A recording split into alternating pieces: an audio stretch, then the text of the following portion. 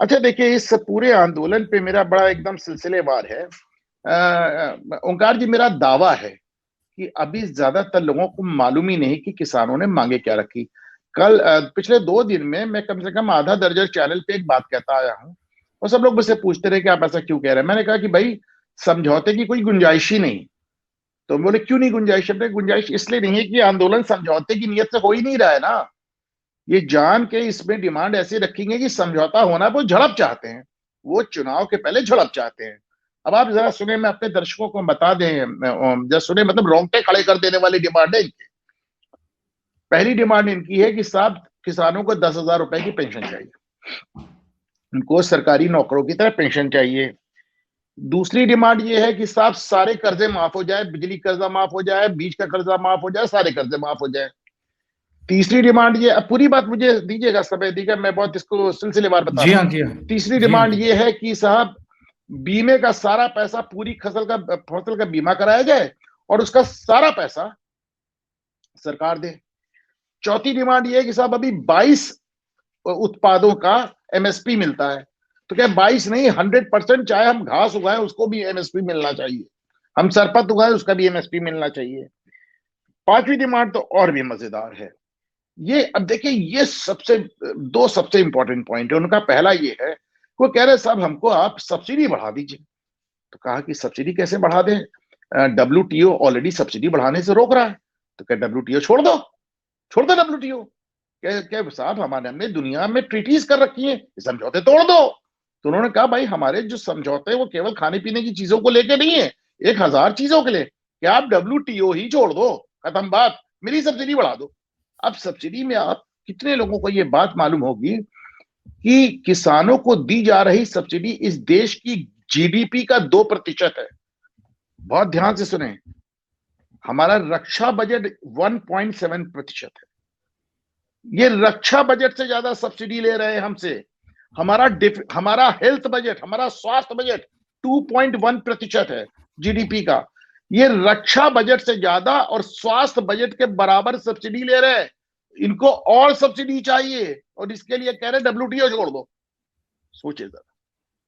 और देखिए, मक्कारी देखे, तो पिछली बार फार्मला के खिलाफ एजिटेशन हुआ था, तो जस्टिन ट्रूडो ने खड़े होकर कहा कि साहब, वो सब्सिडी कह रहे हैं उनको दीजिए ना। आप कनाडा से बैठ के उनके लिए अपील कर रहे हैं, और वही जस्टिन ट्रूडो डब्ल्यूटीओ में जब जाते हैं तो भारत की 6 बार तो शिकायत कर रहे हैं कि साहब, ये सब्सिडी क्यों दे रहे हैं। डब्ल्यूटीओ में वो मक्कार आदमी जाके कहता है कि भारत सब्सिडी क्यों दे रहा है, गलत कर रहा है, और यहां भी अपील जारी करता है कि किसानों को सब्सिडी दो। और वही जस्टिन ट्रूडो के जब अपने यहां किसान आंदोलन होता है तो घोड़े दौड़ा देता है। आप देखिए, किसानों पे घोड़े दौड़ा देता है ये जस्टिन ट्रूडो। तो ये अब फिर से दोहरा दूं कि रक्षा बजट से ज्यादा और हेल्थ बजट के बराबर सब्सिडी पा रहे किसानों को, और सब्सिडी चाहिए। और इसके लिए वो कहते हैं डब्ल्यूटीओ छोड़ दो, यानी आप विश्व व्यापार संगठन छोड़ दीजिए, आप दुनिया से सौदा ही करना छोड़ दीजिए।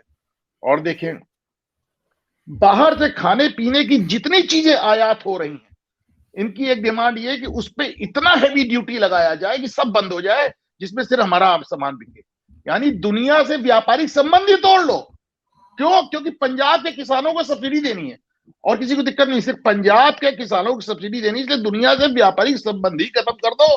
पाकिस्तान जैसे दिवालिया हो जाओ, अफगानिस्तान जैसे एकदम इकलौते पड़ जाओ, लेकिन पंजाब के किसानों को सब्सिडी दो। और सुनिए, अब ये मुझे थोड़ा सा, जो मैं अगला पॉइंट बता रहा हूं, ये थोड़ा मुझे कॉमेडी टाइप का लग रहा है।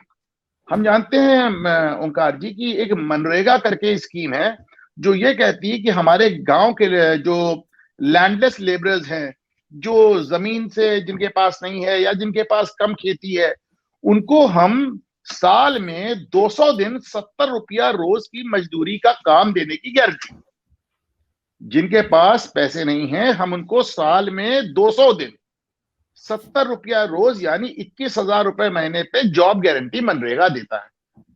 तो एक डिमांड साहब ये भी है कि अच्छा, वो लोग जिनको इनसे ये 70 रुपए रोज पे काम लिया जाता है, वो सड़क बनवाते हैं, हाईवे बनवाते हैं, नहर खुदवाते हैं, कुएं खुदवाते हैं, तमाम काम करवाते हैं। इनका कहना है कि हम उनमें से कोई काम नहीं करेंगे, हम अपने खेत में जो काम करेंगे उसको भी मनरेगा में शामिल कर लो। एक किसान अपने खेत में अपनी खेती बोएगा, अपनी खेती काट के बिना इनकम टैक्स पे किए हुए उसको बेचेगा, पैसे जेब में रखेगा और 200 दिन के पैसे सरकार से अलग लेगा। आप सोचिए, मतलब क्या तमाशा है। जितना मतलब ये इस तरह की बात है कि कल पुंडीर साहब कहें कि मैं जो ऑफिस जाता हूं और जो मैं प्रेस अपने चैनल में काम करता हूं और जो मुझे सैलरी मिलती है, मुझे भी मनरेगा में शामिल किया जाए और मुझे 200 दिन के 70 रुपए और दिए जाए रोज। मतलब तमाशा बना के रख दिया आपने। उसके बाद आप देखें, जितनी बातें ये कह रहे हैं, इंश्योरेंस की, बिजली की, पानी की, बीज की, ये सारी बातें अगर किसी चीज से कवर्ड थी तो फार्म लॉ से कवर्ड थी, जो कृषि कानून जिसको आपने खारिज कर दिया। कृषि कानून कहता था कि आपकी शर्तों पे आपसे कॉर्पोरेट से एक वो होगा, क्या नाम है, जिसे कह रहा है समझौता। अब आप देखिए, आज की तारीख में आपने टमाटर बोया और टमाटर पता चला सबने टमाटर बो दिया, टमाटर इतना सस्ता हो गया कि आपकी लागत नहीं हो रही है। आप ट्रैक्टर भर के टमाटर ले जाते हो, दिल्ली की सड़कों पे बिखरा देते हैं कि साहब हम क्या करें, हमारी लागत नहीं हो रही। कृषि कानून ये कहता था कि कॉर्पोरेट आपसे अनुबंध करेगा, वो आपसे सामान खरीदेगा, आपकी दर पे खरीदेगा, आपके मौके पे खरीदेगा, आपको बिजली का पैसा देगा, पानी का पैसा देगा, बीज का पैसा देगा, मजदूरी का पैसा देगा, आपके खेत से सामान खरीदेगा। वो बेच पाए या ना बेच पाए, वो खरीदने के लिए बाध्य होगा, जिसे एमएसपी कहते हैं। उसको आपने भगा दिया। अब यही चीजें आपको सरकार से चाहिए।